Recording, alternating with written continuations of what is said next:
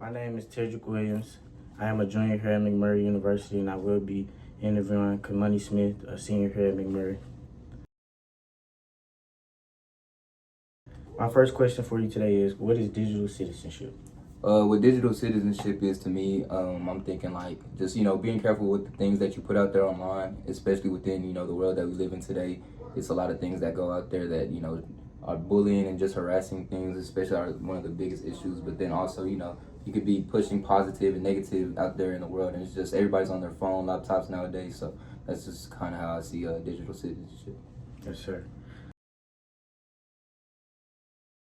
So what are some responsibilities of early childhood through 12th grade teachers in protecting students in online environments? I feel like it's like I just said, especially within nowadays, everything is technology based. Like even throughout kindergarten through the 12th grade, even within the college that we're in now, I just feel like teachers could do their job within safe browsers and things like that, especially in the classroom. But then also when they're on or at home away from the school and things like that, just making sure they're reminding their students and kids to just watch what they're putting out there and watch what you're saying to people, just on their social medias and things like that. So yeah. Okay.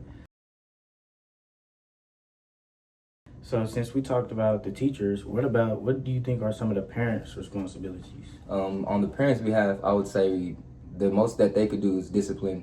Disciplining their child, and especially at a younger age, you can set up things to where your child has restrictions on certain apps, certain online things that that you wouldn't want your child to be seeing, or even retaining that type of information. So I would say, yeah, just disciplining your child, and especially if they are getting to the point where they start to figure out a way to put bad stuff online, then just disciplining them in that way.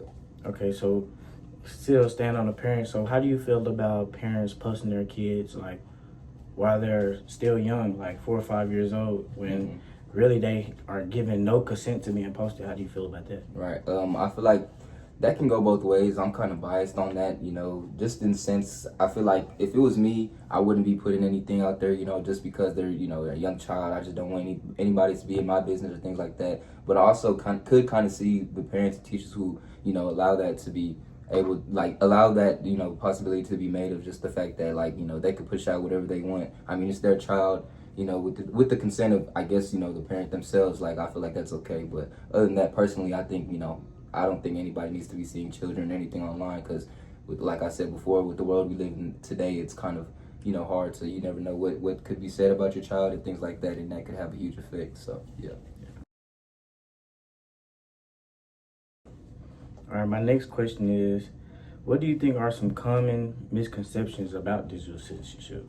I would say some common misconceptions would definitely have to be, like I was saying earlier, put the things that are getting pushed out on social media.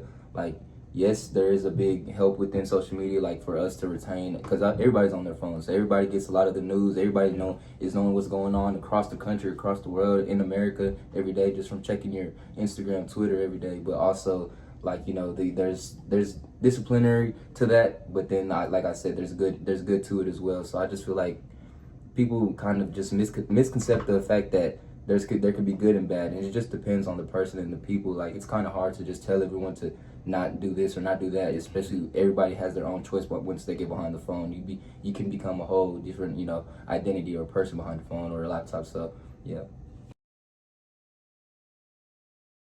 Okay. So how do you think students can practice digital citizenship while in school? I mean, within school, like I was saying earlier, if teachers helping with safe browsers and things like that, just so students are just staying on task and they're not just on their Instagram, on Snap, or whatever they want to do that's not school responsibility or respectful. But I also feel like they can have that common sense. Like I said, it's also just depends on a lot of the individuals. And once you see that the different actions that one person is doing, that's kind of how I feel like you got to take action from there. You kind of start to figure out who is kind of respectful and responsible behind the phone and who's not. So that's kind of just disciplinary actions to the ones that need work on what they're putting out there online. Yes, sir. Thank you so much for taking this time out your day for this interview. Yes, sir. Have a nice day. Yes, sir.